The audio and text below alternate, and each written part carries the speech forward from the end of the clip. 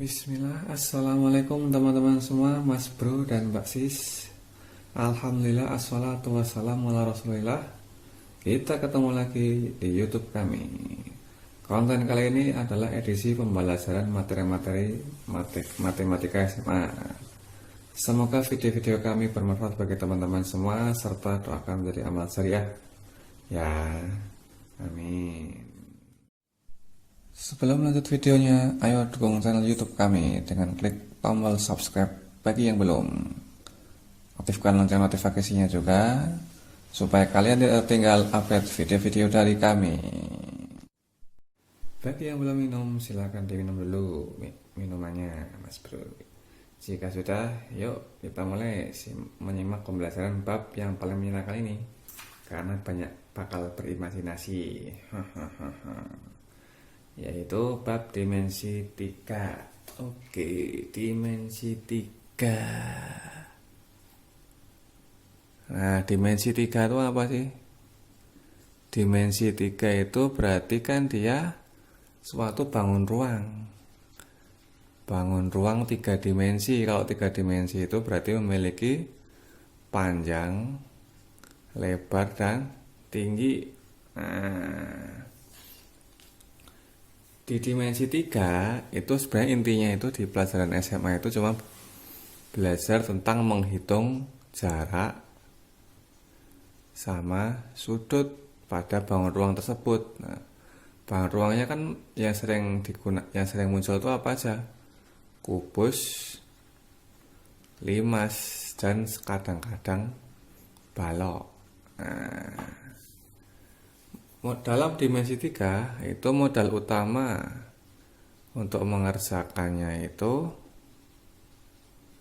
adalah tadi imajinasi.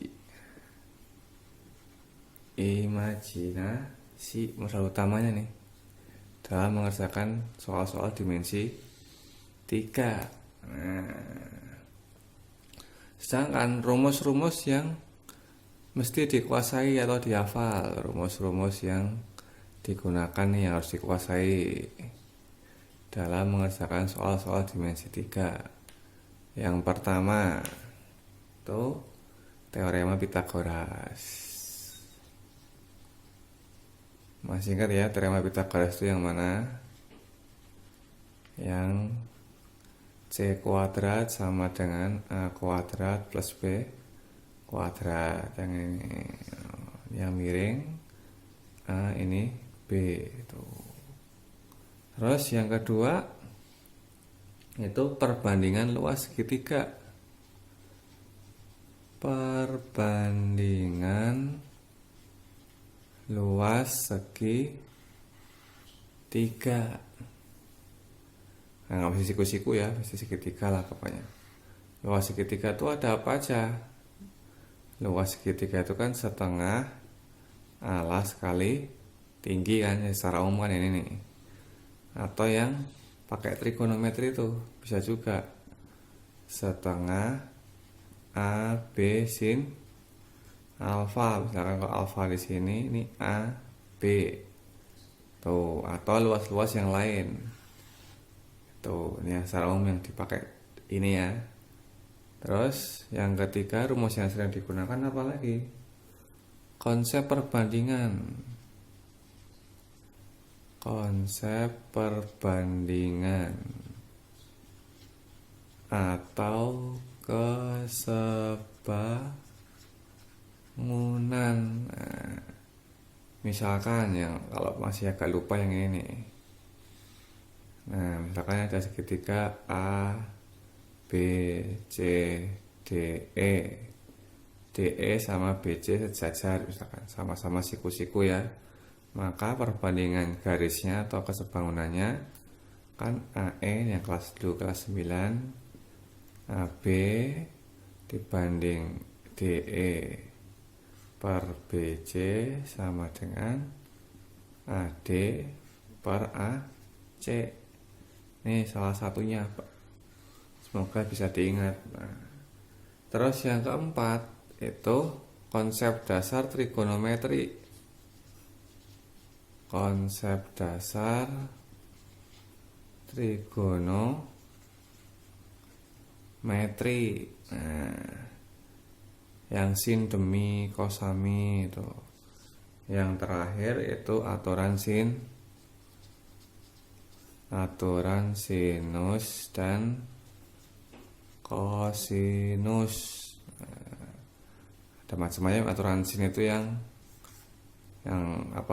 perbandingan depan, sisi depan sama sudutnya. Itu yang aturan kosinus, yang cos alfa sama dengan tuh, diingat lagi yang kelas 11 yang materi aturan sinus kosinus. Nah, tadi kan menghitung jarak sama sudut kan. Kalau 3 rumus yang ini itu biasanya dipakai itu untuk jarak. Sedangkan yang 45 biasanya sudut, tapi 55 bisa dipakai di semuanya, mau jarak atau sudut kadang. Gitu. Ini catat dulu. Semoga bisa dipahami. Nah, dalam mengerjakan soal-soal dimensi 3, pada prinsipnya itu satu.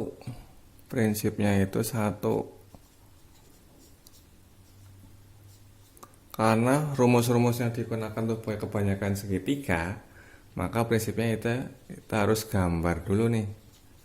Gambar segitiga dari soal atau problem yang ditanyakan. Nah, ini prinsipnya nih, perlu diingat. Terus usahakan segitiganya itu siku-siku. Usahakan segitiga itu siku, tapi nggak mesti siku-siku ya. Jadi dengan imajinasi yang kita punya, usahakan gambar segitiga. Nih, contoh yang sederhana misalkan. Nah, soalnya itu ada kubus ABCDFGH, itu panjang rusuknya 12 cm. Tentukan jarak titik P dengan titik G, di mana titik P itu kan diagonal bidang ABCD ya. Maka kita gambar dulu nih kubusnya. Nah, kita gambar kubus A, B, C, D, E, F, G, H. Nah, kita gambar. Ini putus-putus. A, B, C, D, E, F. Ini D, D, E, F, G, H. Nah, titik P itu titik potong ABCD, diagonal ABCD. Nah, bidang diagonal ABCD ini berarti kan ini titik potong ini, berarti P di tengah-tengah sini kan. Ini P. Ini P. Terus jarak titik P ke titik G. Nah, berarti kan titik P di sini, titik G di sini. Maka kita gambar nih segitiga yang melalui P dan G.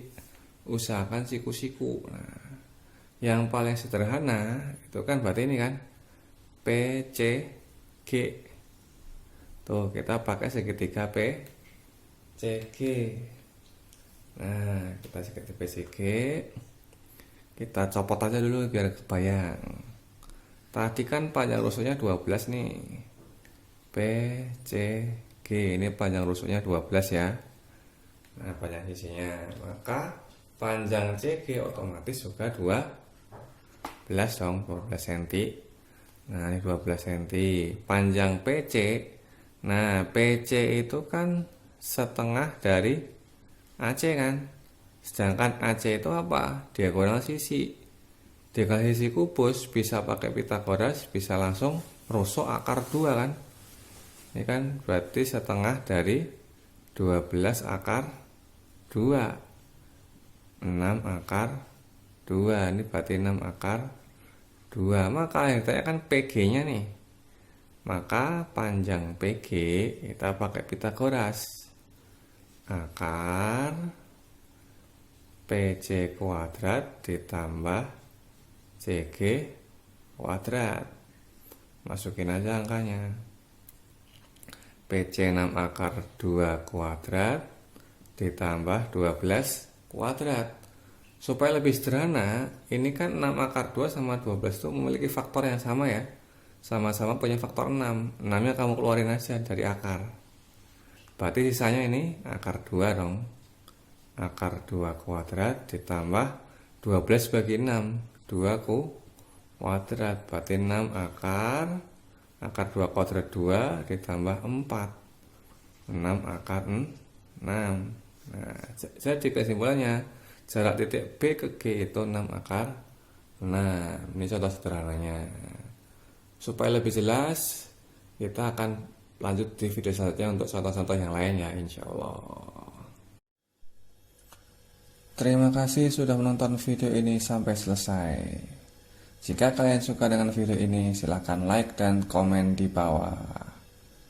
Serta share juga videonya sebanyak-banyaknya, supaya manfaat video ini tidak hanya berhenti di kamu.